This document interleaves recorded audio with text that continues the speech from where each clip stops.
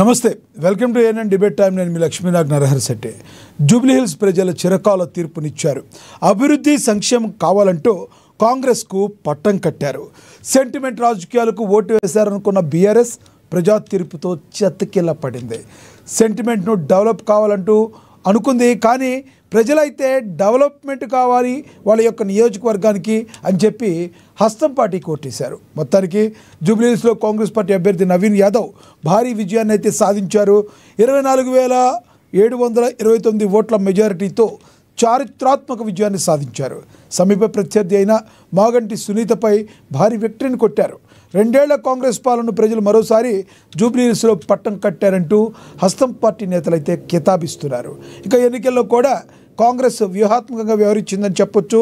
స్థానికుడికి seat ఇవ్వడం, ముఖ్యమంత్రి రేవంత్ రెడ్డి ప్రచారం, సంక్షేమ పథకాలను మంత్రివర్గంలోనికి ప్రజల్లోకి తీసుకెళ్లడం, మైనార్టీ నేతలకు మంత్రి పదవి ఇవ్వడం వంటి అంశాలన్నీ జూబ్లీహిల్స్ విజయానికి కృషి చేశాయని చెప్పుకోవచ్చు. మరోవైపు తీర్పు ప్రజలదే అయినా నైతిక విజయం మాత్రం తమదే అంటూ బీఆర్ఎస్ అభ్యర్థి మాగంటి సునీత చెప్పుకొస్తున్నారు. రిగ్గింగ్, రౌడీజం, బెదిరింపులతో కాంగ్రెస్ పార్టీ గెలిచిందని ఆమె తెలిపారు. ఇక బీజేపీ కూడా తీవ్ర ఆరోపణలు చేసింది. జూబ్లీపై బైపోల్లో హస్తం పార్టీ డబ్బులను పంచిందని, ప్రజలపై డబ్బు ప్రభావం ఉండటంతోనే కాంగ్రెస్ కోటేశారని బీజేపీ అభ్యర్థి దీపక్ రెడ్డి చెప్తున్నారు. ఇదే విషయంపై అసలు నిజమేరా? నిజంగానే డబ్బు ప్రభావంతో గెలిచిందా? ఎలక్షన్లో ఇప్పుడున్న పరిస్థితుల్లో ప్రజలు కాంగ్రెస్ని ఎంచుకున్న విధానికి కారణం ఏంటి? ఏ అంశాల గురించి ఈరోజు చర్చ కొనసాగిద్దాం. చర్చలో పాల్గొనేందుకు మనతో సిద్ధంగా ఉన్నారు. మనతో అందుబాటులో ఉన్నారు రాజకీయ విశ్లేషకులు పాపిరెడ్డి గారు, జూమ్ కాల్లో అందుబాటులో ఉన్నారు. మరొక రాజకీయ విశ్లేషకులు, న్యాయవాది బండారు రామ్మోహన్ గారు కూడా మనతో జూమ్ కాల్లో అందుబాటులోకి వస్తారు. ఇక బీఆర్ఎస్ నేత రామ్మోహన్ గారు కూడా మనతో జూమ్ కాల్లో జాయిన్ అవుతారు. అదేవిధంగా కాంగ్రెస్ నేత సునీల్ గారు కూడా జూమ్ కాల్లో జాయిన్ అవుతారు. ముందుగా మనం బండారు రామ్మోహన్ గారు రాజకీయ విశ్లేషకులు ఎస్ పాపిరెడ్డి గారితో మాట్లాడదాం. పాపిరెడ్డి గారు నమస్తే అండి. నమస్తే పాపిరెడ్డి గారు, చెప్పండి. జూబ్లీహిల్స్ ఉప ఎన్నికల్లో అనుకున్నట్లే ఎగ్జిట్ పోల్స్ ఏవైతే చెప్పాయో ఎగ్జాక్ట్గా అదే జరిగింది. ఎలా చూడాలంటారు? ఇది ఒక విధంగా కాంగ్రెస్కు మళ్ళీ ఒకసారి ఊపిరి పోసి మళ్ళీ కొంత దానికి నైతిక స్థైర్యాన్ని మొత్తం అంటే ఇది పరిపాలనా పరంగా కానీ, పార్టీ పరంగా కానీ, ప్రభుత్వ పరంగా కానీ, ముఖ్యంగా ముఖ్యమంత్రికి కానీ ఇది ఒక పెద్ద ఆక్సిజన్ లాగానే ఈ ఉప ఎన్నిక పనిచేస్తుంది. ఎందుకంటే ఎన్నికల ముందు అనేకమైన అంశాలతో కాంగ్రెస్ కొంత ఉక్కిరిబిక్కిరి అవుతున్న టైంలో ఈ బై ఎలక్షన్ రావడం, బై ఎలక్షన్లో కూడా అందరూ కూడా అనుకునేది ఏంటంటే టైట్ కాంపిటీషన్ ఉంటుంది.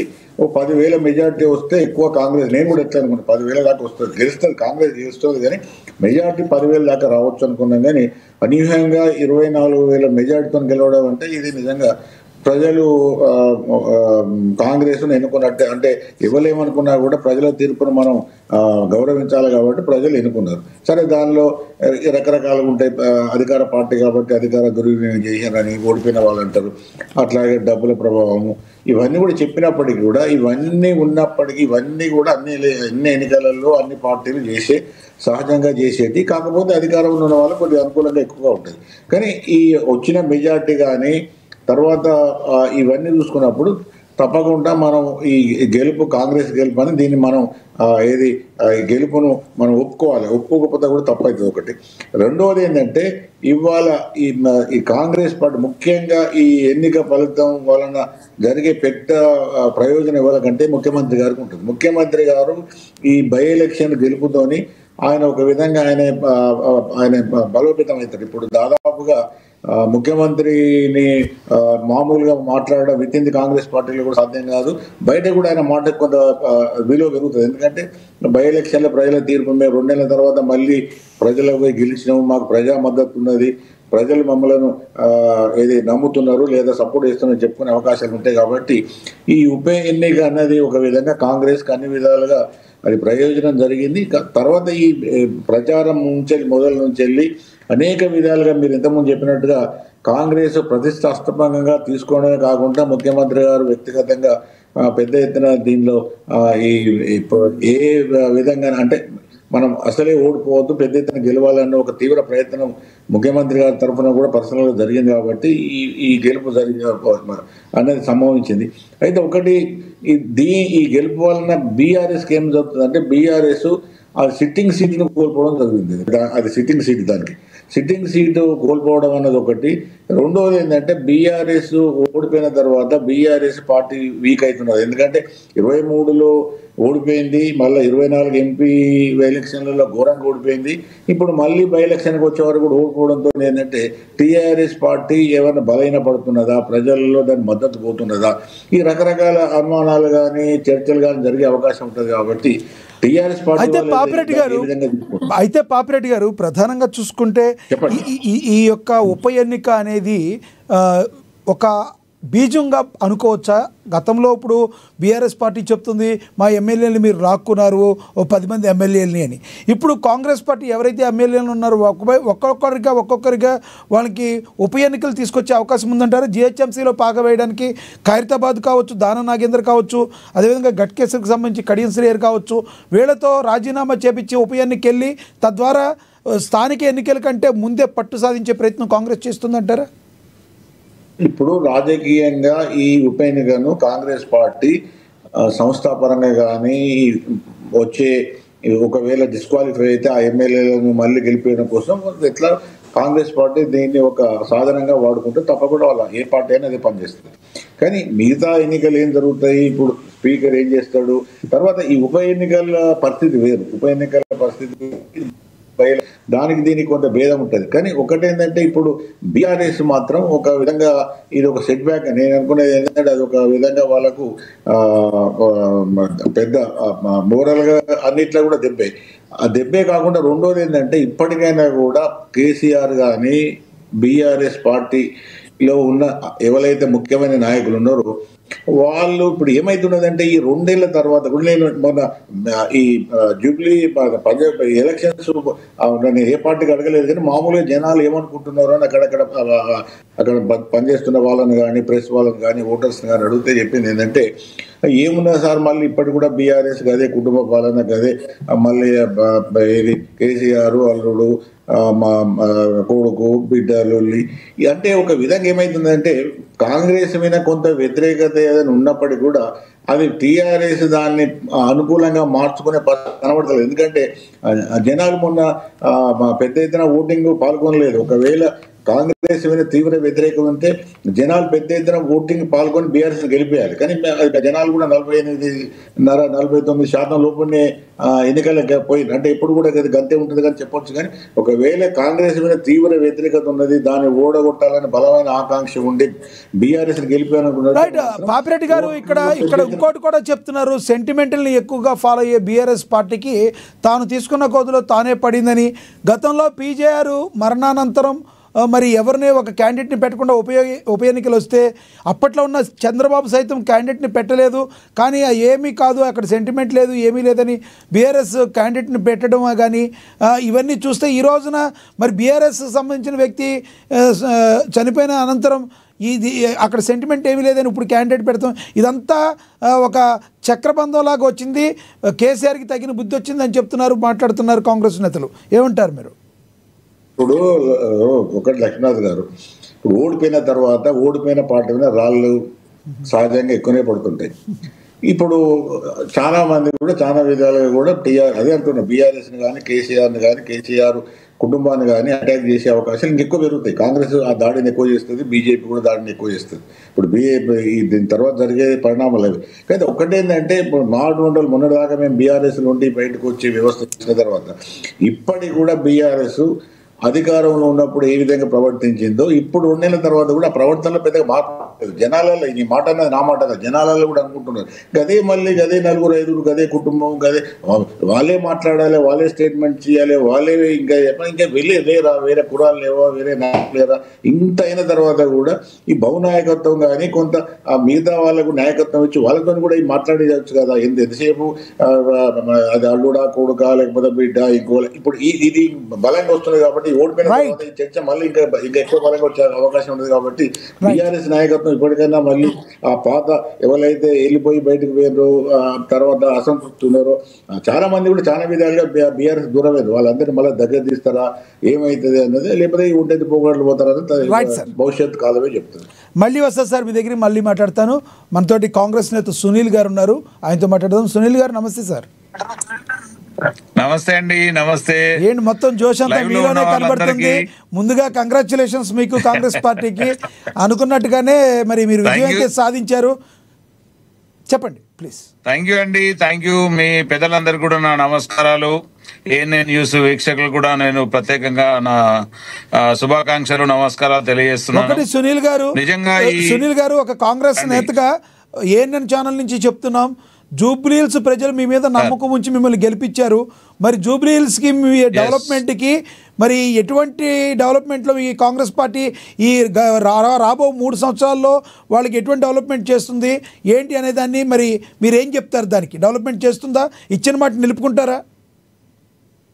సార్, నిజంగా సానుభూతి కంటే అభివృద్ధిని నమ్మి ఓటేసి నవీన్ యాదవ్ మీద నమ్మకంతో కాంగ్రెస్ పార్టీ మీద అభిమానంతో గెలిపించుకున్న ప్రజలందరికీ కూడా పేరున వారందరికీ హృదయపూర్వకంగా ధన్యవాదాలు తెలియజేస్తున్నాం. మీరు అడిగినట్టుగా జూబ్లీహిల్స్ ఎన్నిక తర్వాత నుంచి అభివృద్ధి అనేది ప్రారంభమవుద్ది.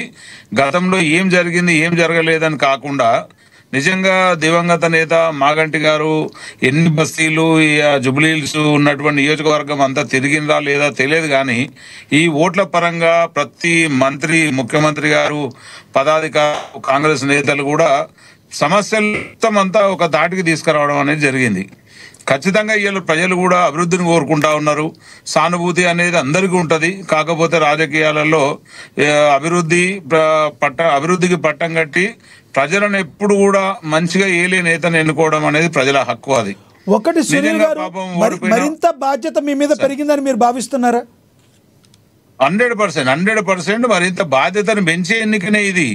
వాస్తవంగా కూడా ఇవాళ నిజంగా వాళ్ళు బైఫోన్లో ఎవరైతే ఇవాళ మాగంటి సునీతమ్మ గారు ఓడిపోయారో వాళ్లకు అంటే వాళ్ళు కొన్ని ఓడినప్పుడు నైతిక విజయం మాదే అంటారు. ఇలా నైతిక విజయం ఆ విజయం అనేది ఉండదు, విజయమే. సో విజయాన్ని అందించిన ప్రజలకు ఖచ్చితంగా నవీన్ యాదవ్ ఒక అసెంబ్లీలోకి అడుగు పెట్టగానే శాసనసభ్యుడిగా ఖచ్చితంగా జూబ్లీహిల్స్కు ఉన్నటువంటి ప్రతి సమస్యను తీర్చే బాధ్యత ఆయన మీద ఉన్నది. ఆయన మీద బాధ్యత కూడా పెరిగింది. ఎందుకంటే కాంగ్రెస్ అధిష్టానం కావచ్చు, పెద్దలు, ముఖ్యంగా ముఖ్యమంత్రి రేవంత్ రెడ్డి గారు ఆయన మీద బాధ్యతను పెట్టి నువ్వు ఖచ్చితంగా గెలవాలి, నా కొడుభుజంగా ఉండాలి. ఈ జూబ్లీహిల్స్ ఏదైతే మన కాంగ్రెస్ కు దూరమై ఎన్నో సంవత్సరాల నుంచి వీళ్ళు 3 పర్యాయాలు వీళ్ళే వెళ్ళింది కాబట్టి ఖచ్చితంగా నువ్వు గెలిచిరా తమ్ముడు అని చెప్పినప్పుడు నిజంగా పార్టీ కార్యకర్త, రాష్ట్రంలో ఉన్నటువంటి పెద్దలందరూ కూడా జూబ్లీహిల్స్ మీద ఫోకస్ పెట్టి ఒక్కొక్కరు ఒక్కొక్క సమస్యను తీసుకొచ్చి ఆ సమస్యలన్నీ కూడా రాసుకోవడం జరిగింది. ప్రజలకు రుణం తీసుకోవాల్సిన ఆసన్నం నవీన్ యాదవ్ మీద ఉన్నది. నవీన్ యాదవ్ తండ్రి గారు కానీ నవీన్ యాదవ్ గారు కానీ వారి కుటుంబ సభ్యులు కూడా ఎల్లప్పుడూ కాంగ్రెస్ పార్టీకి చాలా కృతజ్ఞులై రుణపడి ఉంటారని కూడా అనుకుంటున్నాం. ఎందుకు అనంటే వాళ్ళు ఈ రాజకీయ జీవితంలో అడుగుపెట్టి దాదాపు 15-20 సంవత్సరాలు, వాళ్ళ తండ్రి గారు అయితే 40-45 సంవత్సరాల నుంచి ప్రజాసేవలో ఉన్నప్పటికీ ప్రత్యక్ష రాజకీయాల్లోకి నవీన్ గారు వచ్చిన తర్వాత ఎంఐఎం కావచ్చు, లేకపోతే టీడీపీఓ, తర్వాత ఇండిపెండెంట్ గా పైకి రావాలి రాజకీయాల్లోకి అనుకున్నారు. ఆయనకు ఎక్కడ కూడా అవకాశం దొరకలేదు. కాంగ్రెస్ పార్టీ హక్కున చేర్చుకొని సరైన సమయంలో సరైన టికెట్ ఇచ్చి, నిజంగా ఇది ఎట్లా జరిగిందంటే బీఆర్ఎస్ వాళ్ళు మా ముఖ్యమంత్రి గారికును కేటీఆర్ గారికి జరిగినంత పని అయింది ఎన్నిక. ఇద్దరి మధ్య పార్టీల మధ్య దాకా కూడా పోవాల్సిన పరిస్థితి ఏర్పడ్డది. అంటే వీళ్ళు పోరాడి ఓడినరు. నిజంగా ఎవరు కూడా రాజకీయాలు అనేటివి ఎవరికి శాశ్వతం కాదు, గెలిపోవటంలో సహజం. కాకపోతే నవీన్ యాదవ్ కూడా ఖచ్చితంగా నేను జూబ్లీహిల్స్ కు సేవ చేయాలని ఒక దృక్పథంతో అతనికి కంకణం కట్టుకొని 2 సార్లు ఓడిపోయినా కానీ 3వసారి ఆత్మనిర్భరంతో ముందుకు రావడం గొప్ప విషయం. ముఖ్యమంత్రి గారి ఆశీస్సులు, తర్వాత మంత్రి మండలి, కాంగ్రెస్ పెద్దలందరి దీవెనలు ఉండడం వల్లనే ఈ గొప్ప విజయం అనేది సాధ్యమైంది. ముఖ్యంగా ప్రజల దగ్గరికి వెళ్ళినప్పుడు, కడపకు తిరిగినప్పుడు ఖచ్చితంగా వాళ్ళందరూ ఆశీర్వదించి ఈసారి ఓటేస్తాం, మీ సేవలు మేము మర్చిపోము అన్నట్టుగా గతంలో పీజేఆర్ గారు కూడా ఏ రకంగా అయితే ప్రజలకు అందుబాటులో ఉన్నారో ఈయన కూడా ఆయన దార్శనికంలో లేకపోతే ఆయన మార్గంలో ఆయన ఆశయాలను ముందుకు తీసుకుపోవడానికి ముందుకు రావాలని ప్రజలందరూ కూడా కోరుకోవడం జరిగింది. ఏ పార్టీ గెలవడం అనేది ముఖ్యం కాదు. నిజంగా ఒక ఏ ఎలక్షన్లో పోటీ చేసినా ఒకరు ఓడుతారు, ఒకరు గెలుస్తారు. ఈ గెలుపోవటములు అయితే అందరికీ సహజమే, రాజకీయాలు శాశ్వతం కాదు. కాకపోతే ఈ జూబ్లీహిల్స్ ఎన్నిక అనేది ఒక చరిత్రాత్మకం. ఎందుకంటే ఇది మాకు 2వ సీటు. అంటే బీఆర్ఎస్ పార్టీ అనేది తెలంగాణ రాష్ట్రాన్ని తెచ్చిన పార్టీ. అంటే తెలంగాణ రాష్ట్రానికి ఇప్పుడు ముఖ్యమంత్రి రేవంత్ రెడ్డి గారు ఉన్నారు. కేసీఆర్ గారు రాష్ట్రాన్ని తెచ్చిన ముఖ్యమంత్రిగా ఉండే. అట్లాంటప్పుడు ఆయన మీద ఎంతో బాధ్యత, ఎంతో బరువు, ఎంతో జాగ్రత్తగా పాలన చేయాల్సింది. ఒక టర్మ్ అయిపోగానే 2వ టర్మ్లో కొంచెం భయం లేకుండా, భక్తి లేకుండా ఏమైతుందిలే అన్నట్టు చాలా సునాయాసంగా ప్రజలను పక్కదారి పట్టించి లేకపోతే అధికారాన్ని అనుభవించడంలో పూర్తిగా ప్రజల మీద ప్రేమానురాగాలు కోల్పోవడం అనేది నిజంగా అది బాధ్యతారాహిత్యంగా గమనించి ప్రజలు బీఆర్ఎస్ పార్టీని అనేది పక్కన పెట్టడం జరిగింది. సో నిజంగా ఎవరైనా సరే గెలిచినప్పుడైనా లేకపోతే ఒక బాధ్యత ఉన్నప్పుడు ఖచ్చితంగా ప్రజల పట్ల, ఇప్పుడు ప్రజలే ప్రభువులు, ప్రజాస్వామ్యంలో ప్రజలే ప్రభువులు. ప్రజలను తక్కువ చేసిన వాళ్ళు ఎవరైనా ఇవాళ కాంగ్రెస్ కావచ్చు, రేపు బీజేపీ కావచ్చు, గతంలో బీఆర్ఎస్ కావచ్చు, ఎవరు కూడా ప్రజలను గనక ఒకవేళ చిన్న చూపు చూసినా వారి మీద బాధ్యత మర్చిపోయి పాలన చేసినా కానీ ప్రజలు తొక్కేస్తారు ఎవరినైనా. అది ప్రజాస్వామ్యానికి ఉన్న హక్కు, ప్రజాస్వామ్యానికి ఉన్నటువంటి ఆయుధమే ఓటు. కాబట్టి ఇవాళ నిజంగా ఓటరు తీర్పు అనేది చాలా గొప్ప తీర్పు. సరే, దీని వెనకాల ఎవరు ఏమనుకున్నప్పటికీ కూడా అనేక అభియోగాలు అయితే చేశారు. సరైన తీరులో జరగలేదు, ఆ లైట్లు సరిగ్గా లేవు, అక్కడ రిగ్గింగ్ జరిగిందని చెప్పి అనేక ఆరోపణలు చేశారు. దీన్ని ఏమంటారు మీరు? సరే, ఇప్పుడు ఓడిన వాళ్ళు 100 అంటారు గెలిచిన వాళ్ళ మీద. నిజంగా కూడా ఇవాళ ఎలక్షన్ కమిషన్ అనేది ముఖ్యమంత్రి గారి చేతిలో ఏముండదు, సెంట్రల్ గవర్నమెంట్ చేతిలో ఉంటది. ఆ సెంట్రల్ ఫోర్స్ ఎలక్షన్ కమిషన్ అలా ఎలా అంటారు? ఓడిన వాళ్ళు 100 అంటారని ఎలా అంటారు? ఆ లెక్క వస్తే మీరు కూడా ఓటు చోరీ అని 100 మాటలు మాట్లాడుతున్నారు, అది కూడా అలాగే అనుకోవాలా? అదే ఇప్పుడు అలాగే అని అంటే దాన్ని మా రాహుల్ గాంధీ గారు దొరకబట్టి మాట్లాడిండ్రా, వితౌట్ ప్రూఫ్ మాట్లాడిండ్రా? చెప్పండి నాకు గారు.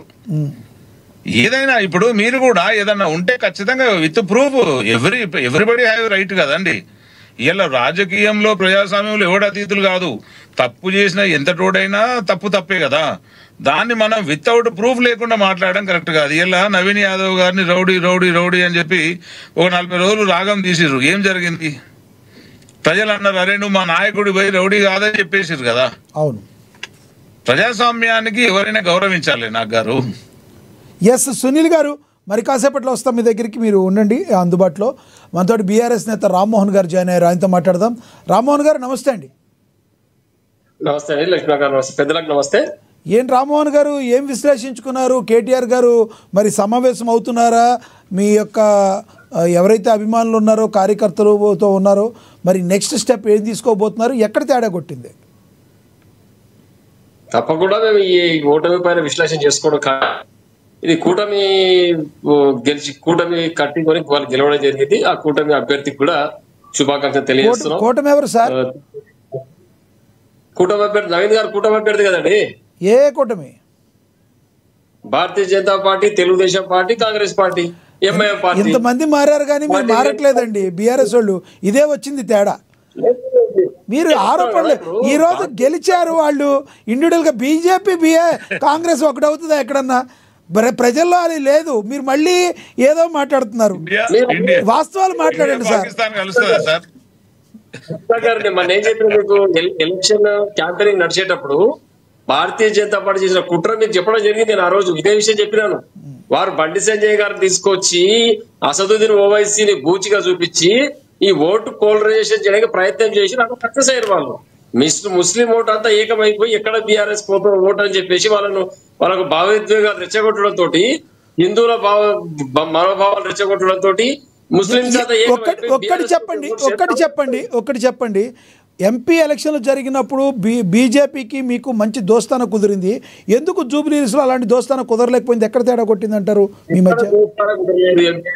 BRS party BRS, BJP. ఈరోజు కిషన్ రెడ్డి గారు సభ ఆ రోజు వారు అడిగారు కదా, రాజాసింగ్ గారు అడిగిరు ఎన్ని ఓట్లతో ఓడిపోను బీజేపీ అభ్యర్థిని. కాబట్టి ఎక్కడ కూడా బీజేపీ ఈ రోజు అస్త్ర సన్యాసం చేసింది. కాంగ్రెస్ పార్టీ ముందు చెతికిల పడిపోయింది. ప్రచారం చేయకుండా 18 మంది యొక్క క్యాంపెయినర్ లిస్ట్ నలుగురు లేరు క్యాంపెయినింగ్ లో. కాబట్టి ఇది పూర్తిగా Bharatiya Janata party, Telugu Desam party, MIM party, Congress party కలిపి ఉమ్మడిగా నిలబెట్టిన అభ్యర్థి నవీన్ యాదవ్ మీరు గారు. ఓటమిలో ఉన్నారు. ఇందాక సునీల్ గారు అన్నట్టు ఈ బాధలు తీసుకుని అనేక రాళ్ళు పడినప్పుడు మీరు కూడా ఏవో ఒకటి 4 ఇసురుతున్నారు, తప్పులేదు. అయితే మీ ఓటమి గల కారణం చెప్పండి. బీజేపీ వదిలేయండి, పోనీ బీజేపీ వదిలేయండి, ఎంఐఎం వదిలేయండి. మీ పార్టీ ఓటమికి మీ యొక్క నాయకులు కారణమా? మీ యొక్క సునీత గారు ఎందుకు ఓటమి పాలయ్యారు అది చెప్పండి సార్. ఖచ్చితంగా ఒకటే చెప్తున్నానండి. ఇక్కడ ఏమైతుందంటే సునీత గారు ప్రజల మధ్యలో ఉన్నారు. ఎప్పుడైతే మాగంటి గోపీనాథ్ గారు చనిపోయిన తర్వాత వారు 3 పర్యాయాలు శాసనసభ్యునిగా పనిచేసారు. అన్ని అసెంబ్లీ సెగ్మెంట్ లో పూర్తి స్థాయి పట్టుంది వారి తర్వాత వారు శ్రీమతి గారికి ఓటు అభ్యర్థితో ఖరారు చేసి టీఆర్ఎస్ పార్టీ వారు కూడా ఇల్లు తిరిగిరు. టీఆర్ఎస్ పార్టీ శ్రేణులు, కార్యకర్తలు, ప్రజలు అందరితో మమేకమై మా ఓటు అభ్యర్థించినాం. సరే ఈ రోజు కూటమి అభ్యర్థి ముందు మేము ఓడిపోవడం జరిగింది. దాన్ని శిరసా వహిస్తాం. మీరు అన్నదానిలో ఇంకొక పాయింట్ కూడా చెప్తున్నారు బయట. ఇప్పుడు వచ్చిన ఓట్లన్నీ కూడా మాగంటి గోపీనాథ్ గారు చనిపోయారు కాబట్టి సునీతమ్మ గారు తెచ్చుకున్నాయే. అసలు బీఆర్ఎస్ ఓట్లు ఏమైపోయినాయి అని అడుగుతున్నారు. బీఆర్ఎస్ చూసి ఒక్కోటి కూడా పడలేదు, అది కేవలం సెంటిమెంట్ గా ఓటు పడింది అంటున్నారు, కాదంటారా? గారు మాగంటి గోపీనాథ్ గారు ఓటు సపరేట్, సునీత గారు ఓటు సపరేట్ ఉండవు. అవన్నీ కూడా టీఆర్ఎస్ పార్టీ ఓట్లే. టీఆర్ఎస్ పార్టీ ఓట్లు టీఆర్ఎస్ కి వచ్చినాయి. ఇక్కడ ఎంఐఎం పార్టీ అభ్యర్థి లేడు. భారతీయ జనతా పార్టీ అస్త్ర సన్యాసం చేసింది. తెలుగుదేశం పార్టీ వారు గురువు గారు రేవంత్ రెడ్డి గారు ఒక నాయకత్వం ఉంటే రేపు తెలంగాణ పైన పెత్తనం చెలాయించి చంద్రబాబు నాయుడు గారు తెలుగుదేశం పార్టీ ఓటు కూడా రేవంత్ రెడ్డికి వేయడం జరిగింది. మరి నవీన్ యాదవ్ వచ్చిన ఓట్లు ఎక్కడ పడి? కాంగ్రెస్ పార్టీ గతంలో ఎన్ని ఓట్లు వచ్చినాయి, నవీన్ యాదవ్కి ఎన్ని వచ్చినాయి, ఇప్పుడు ఈ ఓట్లన్నీ ఎక్కడి మరి? కాబట్టి కూటమి ఓట్లు, ఎంఐఎం ఓట్లు, తెలుగుదేశం పార్టీ ఓట్లు, భారతీయ జనతా పార్టీ ఓట్లు, లంకాల దీపక్ రెడ్డి గారికి పోయినసారి 22,000 పైకి ఓట్లు వస్తే ఈ రోజు 15,000 దాటలేదు. మరి పరిస్థితి ఎక్కడి నుంచి వచ్చిందంటే ఈ ఓట్లన్నీ ఇటు షేర్ చేసి వాళ్ళందరూ. మీరు ఇక్కడ గమనించారా? బీసీ ఓటు బ్యాంక్ ఏదైతే ఉందో మొత్తం కూడా గంప గుర్తుగా వెళ్ళి వాళ్ళకి ఓట్లు వేసినట్టుగా తెలుస్తుంది. మీరు ఒక బీసీ క్యాండిడేట్ని నిలబెట్టలేకపోయారు. బీసీలకు మీరు దూరం అయిపోయారా? బీసీలకు మేము ఎప్పుడు దూరం కాలేదు. మభ్యపెట్టి రేవంత్ రెడ్డి గారు మాటలు విని మరొకసారి జూబ్లీహిల్స్ మోసపోయినరు. ఈ యొక్క మోసం అందరికీ అర్థమవుతుంది. ఇప్పుడు ప్రజాస్వామ్యంలో ప్రజల యొక్క నిర్ణయం మనం శిరసా వహించాల్సిందే. ఇప్పుడు బీసీలకు ఏం చేస్తారు అనేది రేపు స్థానిక సంస్థలకు ఎట్లా పోతే హైకోర్టు చెప్పింది ఎన్నికలు చేయమని. మరి ఏం ఎన్నికలు చేస్తారో తెలుస్తుంది. బీసీ సమాజానికి అర్థమైపోతుంది రేవంత్ రెడ్డి నిజ స్వరూపం. కాబట్టి ఇప్పుడు సరే ఇప్పుడు ఏం చేసినా గానీ మన ఓటు, ఈ నవీన్ యాదవ్ ఓటును మనం వాపసు తీసుకోవాలి. గెలుపురు కాదానికి లేదు. ఆయన ఖచ్చితంగా గెలిచిండు. ఎంఐఎం, బీజేపీ, మన ఎవరైతే ఇంకోటి తెలుగుదేశం పార్టీ, కాంగ్రెస్ పార్టీ కలిసి అభ్యర్థికి గెలిపించుకునే ప్రయత్నం చేసినాయి. వీళ్ళు ఎటు తిరిగి తప్పే ఉంది సార్. ప్రజాస్వామ్యబద్ధంగానే చేశారు కదా, చట్టబద్ధంగానే చేశారు కదా. గతంలో మీ బీఆర్ఎస్ పార్టీ కూడా ఏ పార్టీతో పొత్తు పెట్టుకోలేదు, అన్ని పార్టీలతో పొత్తు పెట్టుకునే ఈ స్టేజ్ లో నిలబడ్డారు, కాదంటారా? లక్ష్మణ గారు, పొత్తు పెట్టుకోవడం రాజకీయంలో సహజమే. కానీ కుట్రలవన్నీ గెలిచేది ఎక్కడి నుంచి అండి? పొత్తు పెట్టుకోవాలి. ఎంఐఎం పార్టీతో పొత్తు లేదు కదా, అదే బీజేపీతో పొత్తు లేదు, తెలుగుదేశంతో పొత్తు లేదు. మరి పొత్తులో వీళ్ళందరూ అభ్యర్థులందరూ వాళ్ళు కూడా అదే అంటున్నారు సార్. కుట్ర అంటే మన ఎంపీ సీట్లలో కాంగ్రెస్ పార్టీకి తగ్గడానికి బీజేపీ బీఆర్ఎస్ కుట్ర చేసింది అని చెప్పి వాళ్ళు అంటున్నారు. ఈ అభియోగాలు దేనికి కానీ మీరు గన ఓటమికి గల కారణాలను మీరు అన్వేషిస్తున్నారా? ప్రజలు ఎందుకు మిమ్మల్ని యాక్సెప్ట్ చేయలేదు? ఒరిజినల్ గా మాట్లాడుకుందాం మనం. ఓటమి తర్వాత తప్పకుండా విశ్లేషణ ఉంటది. దాని యొక్క లోటుపాటు ఎక్కడ నష్టం జరిగింది అనేది పూర్తి స్థాయిలో మేము విశ్లేషణ చేసుకుంటాం. తర్వాత కార్యక్షేత్రం వదిలిపెట్టి వెళ్లే పరిస్థితి లేదు. ఎందుకంటే రేపు రాబోయే 3 సంవత్సరాల్లో జరిగేటువంటి సమరం లోపల ఖచ్చితంగా విజయం సాధించాలి. ప్రజలు ఏం కోరుకుంటారో దాంట్లో ఖచ్చితంగా మేము ముందంజలో ఉంటాం. తప్పకుండా వాళ్ళు కేసీఆర్ నాయకత్వంలో కూడా మళ్ళీ ముఖ్యమంత్రి. చెప్పండి, ఒక్క ప్రశ్న మిమ్మల్ని అడగాలనుంది. మీరు ఈ స్టేజ్ లో ఉండటాన్ని కాంగ్రెస్ బాగా ఎంజాయ్ చేస్తుందంటారా? వచ్చే సార్వత్రిక ఎన్నికల్లో దృష్టిలో పెట్టుకుని మీరు ఇంకా తక్కువ అయిపోతే మా కంట్రోల్లోకి వచ్చేస్తారని బీజేపీ బాగా ఎంజాయ్ చేస్తుందంటారా? బయట ప్రజల్లో మాట ఏమనుకుంటున్నారు మీరు? ఇద్దరు ఎవరు బాగా ఎంజాయ్ చేస్తున్నారు? కళ్ళలో ఇద్దరిట్లో ఎవరు సంతోషపడ్డా కళ్ళలో పక్షాలు తిన్నట్టే వాళ్ళు. ఎందుకంటే భారతీయ జనతా పార్టీకి సినిమా లేదు. ఇక్కడ పరిస్థితి వారి యొక్క అస్త్ర సన్యాసం అయిపోయింది. భారతీయ జనతా పార్టీ ఎలక్షన్ ముందు ఏం చేస్తా అనేది మొత్తం తేటతెల్ల కార్యకర్తలకు అర్థమవుతుంది. వాళ్ళ యొక్క సిద్ధాంతం వదిలిపెట్టి వాళ్ళు ఎటు తిరిగి ఎవరి మోచేతికి నీళ్ళు తాగాలి, బతకాలని ఆలోచన తప్పితే స్వతంత్రంగా పోరాటం చేయాలి లక్ష్యం భారతీయ జనతా పార్టీకి లేదు. ఈరోజు విచిత్రంగా జీవీఎల్ నర్సరీ ఒక స్టేట్మెంట్ ఇచ్చింది. టీవీలో స్క్రోల్ అవుతుంది. రేపు వచ్చే ఎన్నికల్లో తెలంగాణలో భారతీయ జనతా పార్టీ విజయకేతనం ఎగరేస్తే స్టేట్మెంట్ ఇస్తుంది ఆయన. ఇంతకంటే దౌర్భాగ్యం భావదారిత్యం ఏముంటుందండి?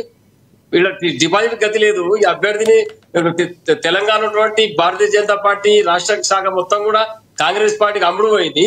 ఆయన మాట్లాడుతాడు తెలంగాణలో బీజేపీ పాగా వేస్తారని మాట్లాడతారు. ఇంతకంటే భావదారిత్యం ఏముంటుంది? రామ్మోహన్ గారు, మీరు చెప్పేది మళ్ళీ మాట్లాడతాను. మీ దగ్గరికి వస్తాను నేను. మనతోటి రామ్మోహన్ గారు జాయిన్ అయ్యారు. ఆయన న్యాయవాది ప్లస్ రాజకీయ విశ్లేషకులు, ఆయనతో మాట్లాడదాం. రామ్మోహన్ గారు నమస్తే సార్. నమస్తే లక్ష్మణ్ గారు. కాంగ్రెస్ పార్టీ అయితే మంచి జోష్లో ఉంది సార్. ఈ కాంగ్రెస్ పార్టీ ఈ విజయంతో మరి ప్రతిపక్షాలు ఎటువంటి ఆలోచన చేయాలంటారు, ఎలా ఆలోచించాలంటారు? ఎక్కడ ఈ బీఆర్ఎస్ పార్టీకి ఇంత దెబ్బ తగలడానికి ప్రధాన కారణం ఏంటంటారు? లక్ష్మణ్ గారు, మీకు పెద్దలు పాపిరెడ్డి గారికి, మరి కాంగ్రెస్ మిత్రుడు సునీల్ గారికి, అట్లాగే నాకు టిఆర్ఎస్ రామ్మోహన్ గారికి అందరికీ నమస్కారం. అమ్మాయి ప్రేక్షకులకు కూడా నమస్తే సార్. ఏమంటున్నానంటే, రాష్ట్ర ప్రజల మనోభావాలను ఇప్పటికి కూడా పార్టీలు గట్టిగా పట్టుకోలేకపోతున్నాయి అంటున్నాం. స్పష్టంగా రాష్ట్రంలో పోటీ అంటే బీఆర్ఎస్ వర్సెస్ కాంగ్రెస్. సమస్య లేదు. 2023 చూడండి, అంతకు 2014 నుంచి ఇప్పటి దాకా 2014 21 సీట్లు వచ్చినాయి కాంగ్రెస్ పార్టీకి. కాంగ్రెస్ వర్సెస్ అదే కదా. టీడీపీ పొత్తు పెట్టుకుంటే మాత్రమే 5 సీట్లు వచ్చినాయి బీజేపీకి. లేకపోతే టీడీపీ అప్పుడు ఇంకా ఉమ్మడి రాష్ట్రంలో ఎన్నికలు జరిగినాయి. వేరు వేరు రాష్ట్రాలకు ఏర్పడే కొత్తలో కనుక 2021 వచ్చే 18కి వచ్చే కల్లా 19 సీట్లు వచ్చినాయి కాంగ్రెస్ పార్టీకి. బీజేపీకి ఒకటే వచ్చింది. అప్పుడు కూడా బీజేపీని ఉనికిలోకి తీసుకోలేదు ప్రజలు. అప్పుడు తెలుగుదేశంతో పొత్తుండడం వల్ల బీజేపీని గెలిపించారు 5 సీట్ల కాదు. మొన్నటికి వచ్చే వరకు చూడండి, మీరు కొంతవరకు బీజేపీ కొంతవరకు పుంజుకున్నది, 8 సీట్లకు పరిమితమైంది కాంగ్రెస్. మన అసెంబ్లీ సీట్లకు వచ్చే కల్లా అప్పుడు కూడా కాంగ్రెస్ వర్సెస్ బీఆర్ఎస్ఏ కదా. బీఆర్ఎస్ కు 37% ఓట్లు, 39 సీట్లు ఇచ్చారు. 2 పోయినాయి. ఇప్పుడు ఈ సీట్తో 2 పోయినాయి. అంటే రాష్ట్ర రాజకీయాల్లో ఈ ప్రాంతీయ పార్టీని గౌరవిస్తున్నారు. గెలిపించకపోయినా గౌరవిస్తున్నారు, గెలిపించినా కాంగ్రెస్ పార్టీని కూడా గౌరవిస్తున్నారు. కాంగ్రెస్ వర్సెస్ బీఆర్ఎస్ఏ ఉన్నది ఇప్పటికి పోటీలో. కానీ పార్లమెంట్ ఎన్నికలకు వచ్చే కల్లా 2018 ట్రెండ్ మారింది. 2018లో మీకు కాంగ్రెస్ పార్టీ మన వర్సెస్ బీఆర్ఎస్ మారిన సందర్భం. అప్పుడు బీఆర్ఎస్ ఇప్పుడు ఓడిపోతుంది. అప్పుడు టీఆర్ఎస్ ఉన్నప్పుడు అప్పుడు బీజేపీకి ఏం పెద్దగా ఓట్లు వేయలేదు కదా, ఒకటే ఇచ్చింది కదా అసెంబ్లీకి. అట్లానే ఆ తర్వాత పార్లమెంట్ ఎన్నికలకు వచ్చే వరకు 4 సీట్లు బీజేపీ, 3 సీట్లు మాత్రమే కాంగ్రెస్ 2019 పార్లమెంట్ ఎన్నికల్లో. అంటే పార్లమెంట్ ఎన్నికల్లో 2 జాతీయ పార్టీల మధ్య పోటీ చూస్తున్నారు. అసెంబ్లీ ఎన్నికల్లో ఒక ప్రాంతీయ పార్టీ, ఒక జాతీయ పార్టీకి పోటీ చూస్తున్నారు. ఆ జాతీయ పార్టీగా మీరు మనగలుగుతలేదు, బీజేపీ అవుతలేదు. అందుకనే మొన్నటి ఎన్నికల్లో నేను 2 ఎప్పుడు బలాలు బలహీనతలు స్వాట్ అలాంటివి చేశాను. 3 పార్టీలు చేశాను నేను. స్వాట్ అనాలిసిస్ లో నేను మొదలు ఏమైనా చెప్పినా నిజమైంది. నెంబర్ 1 బీసీ అభ్యర్థి. వీళ్ళకు బలం ఒక బీసీ అభ్యర్థి కాదు, సానుభూతి ఉంది ఆయనకు. దాంతో పాటు ఆయన స్వంత ఓట్లు ఉన్నాయి. అంటే ఇండిపెండెంట్ ఓటు చేస్తే ఏ పార్టీకి సంబంధం 20,000 ఓట్లు వచ్చినాయి ఆయనకు 2018 వచ్చే కల్లా. అంతేందుకు అంతకుముందు 2018లో 2023కు 2018కి వచ్చే కల్లా మీకు మన ఎంఐఎం పార్టీ తరఫున నిలబడ్డప్పుడు 40,000 చిల్లర ఓట్లు వచ్చినాయి ఆయనకు. అంటే నవీన్ యాదవ్ ఏమి కాంగ్రెస్ పార్టీతో బతకలే కదా. ఎంఐఎం చేసినా, సొంతంగా చేసినా, ఇవాళ ఏదో ఒక పార్టీ. ఇప్పుడు ఏమైంది, ఇన్ని ఓట్లు రావడానికి వీళ్ళు ఓటు చోరీ, బీడి చోరీ రకరకాల మాట్లాడుతూ తప్పు అంటున్నాను నేను. కావచ్చు 2,000, 3,000 ఓట్లు ప్రభావితం, 25,000 ఓట్లు ప్రభావితం చేయరు కదా. దీనిలో 2-3 కలిసి వచ్చినాయి ఫ్యాక్టర్స్. ఒకటి బీసీ అభ్యర్థి, రెండోది ఆయన సానుభూతి. మాగంటి సునీతకి ఎట్లా సానుభూతి ఉందో, 2 సార్లు ఓడగొట్టాం కదా అని సానుభూతి. Local candidate. ఈ 3వది చెప్తున్నా. 3 బలాలు. ఇంకో బలం ఉంది, ఎంఐఎం పార్టీ పోటీ చేయలేదు. అంటే ఎంఐఎం గతంలో సొంతంగా చేస్తే 12,000 ఓట్లు వచ్చినాయి. ఇదే ఎంఐఎం సొంతంగా చేసి, బీజేపీ మన బీఆర్ఎస్ సొంతంగా చేసి, అటు పక్కన బీజేపీ సొంతంగా చేస్తే, అన్ని చేస్తే మీకు 12,000 ఓట్లు ఎంఐఎంకి వచ్చినాయి. అంటే వాళ్ళు ఏమైంది, వాళ్ళ బలాలు ఏంటంటే ముస్లింలు బలం 130,000 ఓట్లు బలం ఎవరికి, మన కాంగ్రెస్ పార్టీకి. ముస్లింలే కాంగ్రెస్ ముస్లిం అన్నారు కూడా, ఇటువైపు టర్న్ అయింది. అన్నిటికంటే తన పార్టీలో ఉన్న అసంతృప్తిని, ఇప్పుడేమో నేను బలాలు చెప్పిన, బలాలలో కూడా తన పార్టీలో ఉన్న అసంతృప్తి, అజరుద్దీన్ లాంటి సంతృప్తి పరచడానికి మంత్రి పదవి ఇచ్చిండ్రు. ఇది ఒక ప్రెస్ అంటున్నాను నేను. అది కరెక్టా కాదా? అజరుద్దీన్ మంత్రి పదవి ఇవ్వడం నిలుస్తుందా, నిలవదా, కోదండరామ్ గారు ఎమ్మెల్సీ అవుతారా, అజరుద్దీన్ అవుతారా తర్వాత సంగతి. కానీ ఇవ్వడం ఒక తన పార్టీలో అసంతృప్తిని కప్పుకొని చేసిండ్రు. ఇవి కాకుండా అవతల ఆట కూడా రేవంత్ రెడ్డి ఆడినట్టు. నేను సగం పార్టీ సునీల్ గారు లాంటి కార్యకర్తలు, నాయకులు అందరూ పనిచేసింది ఒక ఎత్తు అయితే, ఒక రేవంత్ రెడ్డి పనిచేసింది ఒక ఎత్తు అంటున్నాడు. ఎందుకు ఒక ఎత్తు అంటున్నానంటే, నేను చెప్పి వ్యూహాత్మకంగా పార్టీని నడిపించడంతో పాటు తనదైన శైలిలో ఒక 2-3 భావోద్వేగమైన మాటలు మాట్లాడింది. నేనుంటేనే మీరు ఉంటారు, నేను ఉంటే మీరు ఉంటారు, లేకపోతే మీ పదవులను పోతాయి అన్నాడు. అది కూడా ఛాలెంజ్, పార్టీ కార్యకర్తలకు ఛాలెంజ్ తీసుకున్న లక్ష్యం నిర్దేశించారు. ఇంకోటి కూడా అనుకోవచ్చు రామ్మోహన్ గారు, జూబ్లీ హిల్స్ లో ఏవైతే సినీ కార్మికుల దగ్గర నుంచి వాళ్ళకి వరాలు జల్లు కురిపించడం అంతర్గతంగా కొన్ని చాలా ప్లస్ పాయింట్లు చేశారు అనుకోవచ్చు కదా. నేను చెప్తాను సార్, అదే చెప్తాను. అదే రెండోది, ఎన్నికల షెడ్యూల్ విడుదల కాకముందే సినీ కార్మికులతో మీరు అక్కడికి వెళ్ళి పనిచేయడం. 30,000 మంది ఓటర్లు ఉన్నారు వాళ్ళకి నేను ఉన్నానని భరోసా ఇచ్చారు. అంతకుముందు దాకా సినీ కార్మికులకు కూడా 20,000 2% ఖచ్చితంగా మీరు ఏదైతే పెంచుతారో 20% మీరు పంచి ఇవ్వాలని నిర్మాతలను కోరండి, చూసినాం కదా మనం. అదొక్కటే కాదు, నేను హేతువాదిని ఎక్కడ కులాల గురించి మాట్లాడాను, కానీ తప్పలేదు. ఇవాళ కమ్మ సామాజిక వర్గాన్ని అట్లాగే సెట్లలో ఓట్లను కూడా సంపాదించే ప్రయత్నం చేశాడు. తుమ్మల నాగేశ్వరరావు పట్టుకుపోయాడు. ఎప్పుడు కూడా వ్యూహం సరిగ్గా లేకపోయి మీరు ఓడిపోతే ఎవరు అంటే ఆడలేక మధ్యలో ఓడి అంటున్నాడు. ఎలక్షన్ కమిషన్ అను శుద్ధ దండగా అంటున్నాడు. ఎలక్షన్ కమిషన్ మంచి చేస్తే అంటలేను, ఎలక్షన్ కమిషన్ చాలా తప్పులు చేసింది. కానీ ఆ తప్పులను చూపి మొత్తం మేము ఓడిపోవడానికి ఎలక్షన్ కమిషన్ అంటే ఇప్పుడు అంపైర్ మీద ఆట ఓడిపోయి అంపైర్ మీద ఏడ్చినట్టు ఉంటుంది అంటున్నాడు. అంపైర్ తప్పులు చేస్తున్నాడు కాదంటే అది వేరే మాట్లాడుతుంది. కానీ ఇక్కడికి వచ్చేవరకల్లా మీ ఎదుటి వారి మీ సొంత ఓటర్లను కొల్లగొట్టిండు రేవంత్ రెడ్డి. అది గమనించండి మీరు. కవర్ లేకుండా మీరు ప్రవర్తించడం వల్ల ఈ సొంత ఓట్లు పడగొట్టిండు. కనుక ఈ 4 ఫ్యాక్టర్స్ ఉన్నాయి. ఒకటి సునీల్ యాదవ్ క్యాండిడేట్, 2 అగ్రవర్ణాలు మీ ఇద్దరిని పెట్టింది, 2వది ఆయనకున్న సొంత పలుకుబడి, ఆయన వాళ్ళ తండ్రి అప్పటి నుంచి పలుకుబడి. నేను చాలాసార్లు నేను కోర్టుల గురించి న్యాయవాదిగా కోర్టుల గురించి రాసి ఇటువంటి వాళ్ళు సునీల్ యాదవ్ లాంటి వాటి పెరగడానికి కారణం చట్టబద్ధమైన పాలన లేకపోవడం, చట్టాలు విఫలం కావడం, కోర్టులు విఫలంగా రాసిన వాడిని. కానీ లోకల్ క్యాండిడేట్ అయ్యిండు. ఇది కూడా అంటున్నాను, లోకల్ కూడా పనిచేసింది. మనకు తెల్లాలేసి అందుబాటులో ఉంటాడు. మాగంటి గోపినాథ్ గారు ఉండే కదా, అప్పుడు కూడా ఆయన కొన్ని వర్గాలు మెయింటైన్ చేసిండు. ఆ తెలివి ఇప్పుడు లోకల్ క్యాండిడేట్ లేదు. సునీత గారు పాపం వారసత్వం వచ్చి ఆమెను అనుమానించవద్దు, కానీ లేడీ ఆమె ఏం చేయలేదు. కాబట్టి గోపినాథ్ గారు ఏం చేశారు, ఇటువంటి అన్ని తట్టుకొని నిలబడగలిగిండు. తట్టుకొని నిలబడే స్థానిక నాయకుడు బీఆర్ఎస్ పార్టీ కరువైంది, లేకుండా పోయింది. వీళ్ళందరూ బయట నుంచి వచ్చిన వెళ్ళిపోయింది, అంతే కదా. కానీ ఇక్కడ జరిగింది ఏంటంటే ఈ ఓటు చోరీ అనే దాన్ని కూడా అక్కడ కాంగ్రెస్ పార్టీ ఏమన్నది, ఇక్కడ మన కేటీఆర్ అన్నాడు తప్పు కదా. అంటే మీరు ఆడలేక మధ్యలో కూడా ఎందుకంటారు? గతంలో ఈవీఎంల మీద ఇప్పుడు బ్యాలెట్ కావాలంటుండే కేటీఆర్ గారు. బ్యాలెట్ అంటే నేను 2 సార్లు గెలిచింది కదా మీరు తెలంగాణలో, మీ దొంగ ఓట్లేనా మీ బ్యాలెట్స్, మన మీరు ఈవీఎంలు మోసం చేసినట్టేనా, మరి మీకు సహకరించినట్టేనా అన్నాడు. అట్లానే మీరు 7 ఉప ఎన్నికలు వచ్చినాయి 2014 నుంచి 2023 వరకు లోపల 2 సార్లు అసెంబ్లీ అయితే 7 ఉప ఎన్నికలు వచ్చినాయి. 5 మీరే గెలిచింది కదా, మరి 5 మేనేజ్ చేసినట్ట, 2 ఓడిపోయినాయి. దుబ్బాక హుజురాబాద్ ఓడిపోయిండు. అంత మాత్రాన మొత్తం మేనేజ్ చేసినట్టే కాదు కదా. అంటే ఆనాడు ప్రజల అభిప్రాయం అట్లా ఉన్నది.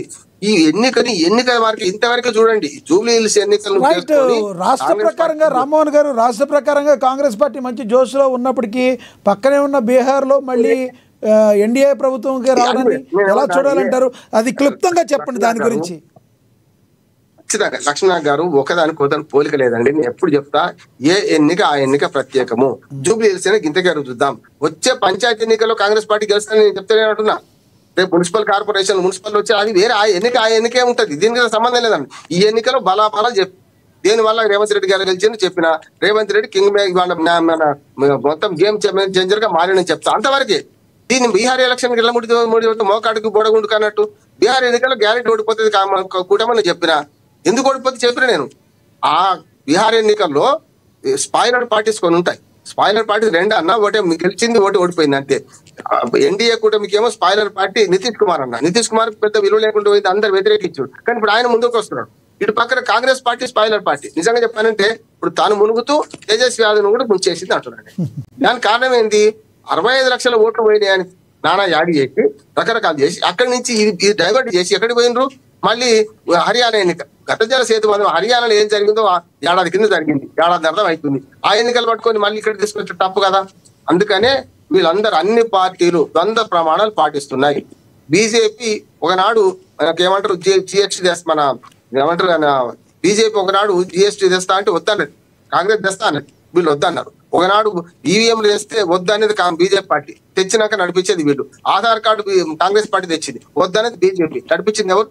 అదే కాంగ్రెస్ పార్టీ 3 రైతు చట్టాలు తెస్తానని కాంగ్రెస్ పార్టీ, మళ్ళీ ఇప్పుడు బీజేపీ తెస్తే వద్దన్నది వీళ్ళు కదా.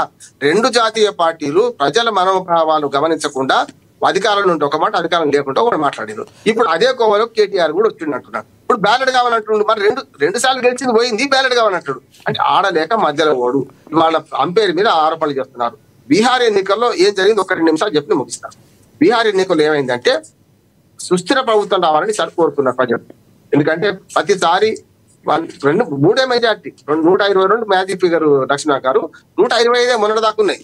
నేను కూడా ఊహించాను 140 దాటకపోవచ్చు. ఎన్డీఏ కూటమికి అనుకూల పవనాలు ఉన్నాయి. ఇంత అనుకూల పవనాలు ఉన్నాయని ఏ సర్వే చెప్పలే కదా. చూడండి మీరు అన్ని సర్వేలు 167 దాటలే.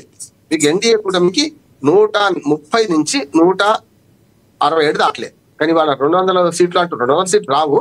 కానీ దీనికి 2 ప్రధానమైన కారణాలు ఏంటంటే కాంగ్రెస్ పార్టీ ఇవాళ స్పాయిలర్ గా పనిచేసింది. అంటే కాంగ్రెస్ పార్టీకి ఓట్లు పోయినాయి. మిత్రపక్షాలు 2 కలిసి పనిచేస్తుంటే తేజస్వి యాదవ్ కు ఫస్ట్ టైం మొన్నటి 2020 ఎన్నికల్లో కాంగ్రెస్ మన తేజస్వి యాదవ్ 75 సీట్లు, బీజేపీ కానీ 1 సీట్ ఎక్కువ గెలిచారు. 74 సీట్లతోనే 2వ స్థానంలో మనకు సింగిల్ మెజార్టీ పార్టీగా తేజస్వి యాదవ్ ఉంటే 1 ఓటు తక్కువతోని బీజేపీ ఉన్నది. అప్పుడు ఏమైంది 43 ఓట్లతో. అక్కడ స్పాయిలర్ పార్టీ ఎందుకన్నానంటే ఆనాడు 115 సీట్లకు పోటీ చేసిన నితీష్ కుమార్ ఆయన జేడీయూ అది కేవలం 43 సీట్లకి ఎత్తుకున్నారు. వాళ్ళు నష్టపరిచిండ్రు. కాకపోతే బీజేపీ వాళ్ళు ఇద్దరు కలిసి ప్రభుత్వం ఏర్పాటు చేసిండ్రు. ఇక్కడికి వచ్చేమైందంటే 70 సీట్లకు పోటీ చేసిన కాంగ్రెస్ పార్టీ మొన్నటికి 2020 ఎన్నికల్లో 19 సీట్లకు గెలిచింది. కనుక తేజస్వి యాదవ్ ఇలా బార్గెన్ చేయగలిగిండు, ఎక్కువ సీట్లు తాను సాధించుకోగలిగిండు. కానీ ఎక్కువ సీట్లు పోటీ చేసి అతి తక్కువ గెలుపు ఇవాళ దానికి వచ్చింది. బీహార్ ప్రజల మనోభావాలు కూడా మనం గమనిస్తే 65 లక్షల ఓట్ల వల్ల 65 పోయినాయి, 23 వచ్చాయి, 23 కొత్త వచ్చినాయి. కొత్త ఓటుతో 35 లక్షల ఓట్లు చేరిండు. ఇవాళ కొన్ని ఓట్లు పోవడం వల్ల నేనేమంటున్నానంటే కొంత కాంగ్రెస్ పార్టీకి తేజస్వి యాదవ్ నష్టమైంది అంటున్నాను. నేను ఆ మాటకు ఎంత విలువదో తెలియదు. కానీ కొంతవరకు ఏమైందంటే కొంత విదేశాల్లో ఉన్న ఓట్లు, అక్కడ లేని ఓట్లు, చచ్చిపోయిన వాళ్ళ ఓట్లు తీసేశారు. ఇటువంటి ఒక 30 లక్షల ఓట్లు కనుక ప్రభావితం చేస్తే లక్ష్మణ గారు ఆ ఫలితాలు తారుమారవుతాయి. 30 లక్షల ఓటర్లు అక్కడ లేని వాళ్ళు తీసేసారు, చచ్చిపోయిన వాళ్ళ ఓట్లు పోయినాయి. అంటే క్లీన్ స్వీప్ అయింది. ఓ రకంగా చెప్పాలంటే క్లీన్ గా ఓటర్ లిస్టు పరిష్కారం అయిందే కనుక జరిగింది. నేనేమంటాను దేశవ్యాప్తంగా ఎస్ఐఆర్ సార్ కావాల్సిందే. బీజేపీకి అనుకూలం అనుకోకండి. ఈ దొంగ ఓటుతో దొంగల రాజ్యం చేసుకుంటా పోతే మీరు వాళ్ళ మీద ఆరోపణ చేస్తారు. ఒకవేళ ఓటర్ లిస్ట్ పక్షానికి చచ్చిపోయిన వాళ్ళ ఓట్లు, అక్కడ ఊళ్ళో లేని వాళ్ళ ఓట్లు, అద్దెకు మారిన వాళ్ళ ఓట్లు తీసేయాలి. అందుకని జూబ్లీ హిల్స్ ఎన్నికల్లో 4 లక్షలు ఉంటే 2 లక్షలు ఎందుకు పోలుగానే 1,00,000 ఓట్లు లేనే రాదు. 1,00,000 మంది లేరు. 4 చోట్ల ఓటర్లు ఉన్నారు. అంతిమంగా మీరు అన్ని పార్టీలకు విజ్ఞప్తి ఏంటంటే మీరు ఆడలేక మధ్యలో పోవడానికండి ఎలక్షన్ కమిషన్ బదకండి. ఎలక్షన్ కమిషన్ తప్పులు చేస్తే పరిశీలన వేరు. కానీ మీ పోటీలో ఈ జూబ్లీ హిల్స్ ఎన్నిక మాత్రం ఇక్కడికే చూడండి. ఇది దాటి ఆలోచించకండి. మళ్ళీ రేవంత్ రెడ్డి వచ్చే పంచాయతీ దీనివల్ల ఒక మంచి మేలు జరిగేది. స్థానిక ప్రభుత్వాల ఎన్నిక తొందరగా జరుగుతాయి. ఏదైనా కానీ 42% రిజర్వేషన్ లేకున్నా సరే 23 పోతారు. ఎన్నికలు జరగడం ఉదాహరణ. ఎన్నికలు ఆహ్వానిద్దాం, అప్పుడు చూద్దాం. Right sir, right. పాపిరెడ్డి గారు కంక్లూడ్ చేయండి. ఇప్పుడు రామ్మోహన్ గారు చాలా విషయాలు స్పష్టంగా చెప్పడం జరిగింది.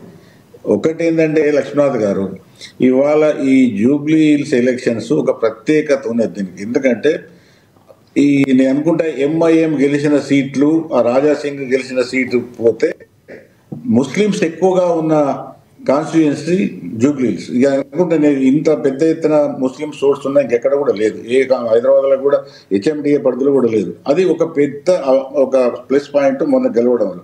రెండవది రామ్మోహన్ గారు అన్నట్టు ఈ ఎవరైతే ఈ కాంగ్రెస్ అభ్యర్థి గెలిచిండో ఆయన 2 సార్లు ఓడిపోవడమే కాకుండా ఏంటంటే ఆయన ప్రజలతోని విస్తృత సంబంధం 2 సార్లు ఓడిపోయిందంటే 2 సార్లు ఆయన జనాల దగ్గర పోయినాడు. జనాల దగ్గర ఇప్పుడు బీజేపీ బీఆర్ఎస్ క్యాండిడేట్ ఎవరు జనాల దగ్గర పోలేదు. కానీ ఆయన ఈ మొన్నటి ఎన్నికల ముందే 2 సార్లు జనాల దగ్గరికి పోయిండు, తిరిగిండు. జనాలతో అవగాహన ఉన్నది. ఏ పార్టీలను ఉన్నాయి, పార్టీలు అవసరం లేదు. ఎంఐఎంఆర్, తెలుగుదేశమా, ఇప్పుడు కాంగ్రెస్ అనేది కాకుండా ఈయన ఎవరైతే క్యాండిడేట్ ఉన్నదో కాంగ్రెస్ క్యాండిడేట్గా అంటే పార్టీ కన్నా కూడా క్యాండిడేట్గా ఈ జూబ్లీ హిల్స్లో ఉన్న నియోజకవర్గంలో అందరికీ కూడా ఆయన అంతో ఇంత టచ్లు ఉన్నాడు. కాబట్టి అది ఇప్పుడు ఈ ఎన్నికలలో ఆయనకు బాగా పనికొచ్చింది. అదే ఇద్దరు క్యాండిడేట్స్ లేదు. అయితే ఒకటేంటంటే ఇప్పుడు రామ్మోహన్ గారు చెప్పినంత అటు చెప్పారు. ఒకటేంటంటే ఇది ఖచ్చితంగా దీన్ని మనం చూడాల్సింది కేవలం జూబ్లీ హిల్స్ బై ఎలక్షన్ పట్టుకే. నేను ఒక విషయం యాడ్ చేసేది ఏంటంటే ఎప్పుడు కూడా బై ఎలక్షన్లలో బట్టి ఓడిపోతే చాలా పెద్ద దెబ్బ. ఇప్పుడు టీఆర్ఎస్ కూడా 2023 జనరల్ ఎలక్షన్స్ పోయే ముందు 2 బై ఎలక్షన్స్ ఓడిపోయింది. అది ఒకటి దుబ్బాక, రెండవది హుజరాబాద్. అప్పటికే దాని సిగ్నల్స్ వచ్చేసినాయి, పోతున్నది, దెబ్బతింటున్నది. కాబట్టి ఎప్పుడు కూడా రూలింగ్ పార్టీకి ఏముంటుందంటే అది ఏ రూలింగ్ పార్టీ అయినా కావచ్చు, కాంగ్రెస్ కావచ్చు, బీఆర్ఎస్ కావచ్చు, బీజేపీ కావచ్చు, ఏదైనా అధికారంలో ఉన్న పార్టీకి బై ఎలక్షన్ అనేది పరీక్ష. బై ఎలక్షన్ గెలవకపోతే ఆ పార్టీ మీద ఒక విధంగా సరిగ్గా లేదు అన్నది పరిపాలన కానీ లేకపోతే ప్రజలలో ఒక మంచి అది లేదన్నది వస్తుంది. కాబట్టి ఇవాళ కాంగ్రెస్ గెలిచిందని అది ఒక విధంగా కాంగ్రెస్కి పెద్ద ప్లస్ పాయింట్. ఇవాళ ఒప్పుకోకపోయినా కూడా అది కాంగ్రెస్కు మంచి అది. అయితే ఇంకొకటి ఏంటంటే నేను రెండో పాయింట్ ఇంతకుముందు చెప్పినట్టు సగమే చెప్పుకోండి. బీఆర్ఎస్ సంస్థాగతంగా కానీ సిద్ధాంత పరంగా కానీ లేకపోతే వ్యవస్థ పరంగా కానీ ఆ కుటుంబ పరంగా కానీ మారకపోతే మాత్రం జనాలు పెద్దగా ఒప్పుకునే పరిస్థితి లేదు. కేవలం యాంటీ కాంగ్రెస్ అంటే ఇప్పుడున్న ప్రభుత్వ వ్యతిరేకత, కాంగ్రెస్ వ్యతిరేకత ఆటోమేటిక్గా చాలా మంది ఇప్పుడు నాకు బీఆర్ఎస్ మొన్నటిదాకా బీఆర్ఎస్లో ఉన్న కాబట్టి చాలా మంది నాయకులు పై నుంచి లేకపోతే కింది వరకు కూడా చాలా మంది తెలుసు. వాళ్ళు ఏ ఇంప్రెషన్లు ఉన్నారంటే ఇప్పుడు మన దోని కూర్చున్న రామ్మోహన్ కూడా అదే ఇంప్రెషన్ ఏదైతే బీఆర్ఎస్ తెలుగు కాంగ్రెస్ ప్రభుత్వ వ్యతిరేకతే మమ్మల్ని ఆటోమేటిక్గా గెలిపిస్తుంది. ఈ బీజేపీ కూడా ప్రత్యామ్నాయం కాదు. మాకే జనాలు సచ్చినట్టు ఇట్లా కొందరైతే మరి అడుగులుగా మాట్లాడారు. జనాలు సచ్చినట్టు మాకే ఓటేస్తారు కానీ జనాలు ఇట్లా ఓటేయరు ఎప్పుడు కూడా. జనాలు గొప్ప వాళ్ళు అందరికన్నా, నీకు నాకు అందరికన్నా కూడా జనాలు గొప్ప వాళ్ళు. కాబట్టి జనాలను టేకింగ్ ఫర్ గ్రాంటెడ్ 23లో ఎలక్షన్లు తీసుకున్నారు, ఇప్పుడు కూడా అది తీసుకున్నారు. కాబట్టి ఒకటి ఏంటంటే బీఆర్ఎస్ సిద్ధాంత పరంగా కానీ సంస్థా పరంగా కానీ మిగతా పరంగా ఆలోచనలు మార్చుకోకపోయి గదే కుటుంబం, గదే నలుగురు, గదే మేము చేస్తామంటే మాత్రం ప్రతిపక్షాలకు ఈజీగా టార్గెట్ అవుతారు. ఎందుకంటే మొన్న ఒకవేళ వాళ్ళు కాంగ్రెస్ వ్యతిరేకత తీవ్రంగా ఉండి పరిపాలన ఇష్టం లేదు, ఈ ప్రభుత్వం పోవాలనుకున్నప్పుడు 40% కాదు 70% ఓట్లు వేసేటోళ్ళు. 70% ఓట్లయితే కాంగ్రెస్ ఓడిపోయేది ఏ లేదు కదే 49 మధ్య ఆగింది. అంటే కాంగ్రెస్ మీద ఇష్టం లేని వాళ్ళు కూడా బీఆర్ఎస్కి ఇష్టం ఓట్లు వేయడం లేదు. అంటే బీఆర్ఎస్ సీరియస్గా ఆలోచించుకోవాలి. కాంగ్రెస్ మీద ఇష్టం లేకున్నా కూడా మనకి ఎందుకు ఓట్లు వేస్తలేరు, ఆటోమేటిక్గా ఓటు వేయడం సాధ్యం కాదు. రామ్మోహన్ తోడు ఏంటంటే ఇప్పుడు నవీన్ యాదవ్ వాడు తిరిగి ఇప్పుడు గోపీనాథ్ కూడా తెలుగుదేశం నుంచి వచ్చినోడే కదా. ఇప్పుడు అట్లా అనుకుంటారు ఫస్ట్ నుంచి కేసీఆర్ తెలంగాణ వాదాన్ని తెలంగాణ నాయకులను సాగు దెబ్బతీసింది ఇదే. మొత్తం గుండు గుత్తగా కాంగ్రెస్ తెలుగుదేశాన్ని అంతా కలుపుకొని అందరిని గుంజుకొని ఆయన 23లో ఓడిపోయేటప్పుడు ఎంత దూరం 102, 103 సీట్లు, 119కి 103, 104 సీట్లు మాకున్నాయని చెప్పుకున్నారు. కాంగ్రెస్కి 5 సీట్లే, మిగతా పార్టీకి 2, 3 అంతే. ఏమైంది ఎలక్షన్లకు వేరు ఓడిపోయారు. కాబట్టి ఒకటేంటంటే ఇప్పటికి కూడా ఇప్పుడు రామ్మోహన్ గారు మీరు అన్నట్టు పూర్తిగా ఇప్పుడు మంది మీద నేపాల్ మోయడం, మంది మీద నేపాల్ వేయడం, మేము గెలుస్తున్నామో గొప్ప ఓడిపోతుంది. ఇప్పుడు అదే ఇప్పుడు ఇదే ఈ అంశం మీద రాహుల్ గాంధీ కాంగ్రెస్ పదే చెప్తున్నారు. తెల్లారు లేస్తే ఎక్కడ ఓడిపోయినా అదే చెప్తారు. ఇప్పుడు ఒకటేంటంటే నేను లాస్ట్కు కాంగ్రెస్కు ఒకటి నేను చెప్పాలంటే కాంగ్రెస్ నిన్న ఇవాళ వచ్చిన బీహార్ ఎన్నికల ఫలితాలు చూసిన తర్వాత నేను అనుకుంటా రాబోయే ఎన్నికలలో కాంగ్రెస్కు ఈ భవిష్యత్ అనేది చాలా కష్టంగా ఉన్నది. అది పెద్ద గెలిచే అవకాశాలు కూడా కనబడతలేవు. ఎందుకంటే చాలా సీరియస్. ఎందుకంటే 4 సీట్లు వచ్చినాయి, 243 సీట్లకు 4 సీట్లు. అంటే నువ్వు ఏ లెవెల్లో పోతున్నారు? ఇదే మొన్న ఎంపీ ఎలక్షన్లో 99 సీట్లు యూపీలో వచ్చినాయి, బీహార్లో వచ్చినాయి, మహారాష్ట్రలో వచ్చినాయి, హర్యానాలో వచ్చినాయి. ఎంపీ ఎలక్షన్ తర్వాత జరిగిన ఏ ఎన్నికలలో కూడా దారుణంగా కాంగ్రెస్ ఓడిపోతుంది. దీన్ని బట్టి ఏంటంటే ఇది బై ఎలక్షన్లో వీళ్ళు సంతోషపడవచ్చు కానీ దేశం మొత్తం సినారీ చూసుకుంటే మాత్రం నేను చాలా చూస్తున్నా కాంగ్రెస్కి మాత్రం భవిష్యత్ అన్నది రోజు తగ్గిపోతున్నది. నాకు ఆ ఓల్డ్ మొఘల్ ఎంపైర్ క్షీణించి పోయి ఆఖరి ఢిల్లీ రెడ్ ఆగ్రా పోర్టు మధ్య ఎట్లున్నదో అట్లా అయ్యే అవకాశాలు కాబట్టి మరి కాంగ్రెస్ ఏం చేస్తుంది రివైవ్ చేస్తా లేదా తెలియదు. రైట్ ఒకటే మాట ఎప్పుడు కూడా పార్టీలు తమ బలాల మీద గెలిచే ప్రయత్నం చేయాలి. ఎదుటి వారి బలహీనత మీద గెలుద్దాం అనుకుంటే తమ బలాలు తమకు ఉండాలంటున్నాను. కాంగ్రెస్ పార్టీ బదనాం చేయాలనుకుంటే వాళ్ళు సక్రమంగా ఉండాలి కదా. బీఆర్ఎస్ ఇంకా కుటుంబ పాలన, ఇంకా అహంకారం పోతలేదు, ఇంకా ప్రజల దగ్గరికి పోతలేరు, దానివల్లే ఓడిపోయింది. అట్లాగే అందుకని బాకీ కార్డు పనిచేయలేదు. వాళ్ళ వ్యతిరేకత ఉంది ప్రభుత్వం, కానీ వీళ్ళు గెలవరు, వాళ్ళు గెలుస్తారు అనుకున్నప్పుడు వీళ్ళకి వేస్తారు. గెలిచే పార్టీకి ఓటేస్తారు. ఎవరైనా ప్రజల తీర్పు అవమానించకండి అంటున్నాను ఎప్పుడైనా. సునీల్ గారు కంక్లూడ్ చేయండి సార్. ముఖ్యంగా అన్న బాగా చెప్పిండ్రు. ప్యానల్లో ఉన్న వాళ్ళందరూ కూడా చాలా గొప్పగా మాట్లాడినరు. వాస్తవం ఏంటంటే అండి ఇవాళ కేసీఆర్ అసహనంలో ఉన్నాడు. కేటీఆర్ గారేమో బాగా తలపోరు తో మాట్లాడడం జరిగింది. నిజంగా కూడా కేటీఆర్ గారు ప్రజలకు దగ్గర అవుతారు అనుకున్నాం. వాళ్ళు ఏంటంటే అటు ఏనోడు ఇటు వేస్తాడు, ఇటు ఏనోడు అటు పోతాడు, తర్వాత వీళ్ళు ఒక మల్టీమీడియా అని సోషల్ మీడియా అని అంటే కొన్ని ఏంటంటే పాపం వాళ్ళు ఇంకా కూడా ప్రజలకు దగ్గరే ప్రజల ముందు చెంపలేసుకొని మా వల్ల తప్పు ఏమైంది అంటే ఇవాళ నిజంగా బీఆర్ఎస్ పోటీ అంటే వాళ్ళు పోరు చేసింది మామూలు పోరు కాదు, బాగానే చేసిండ్రు పోరు.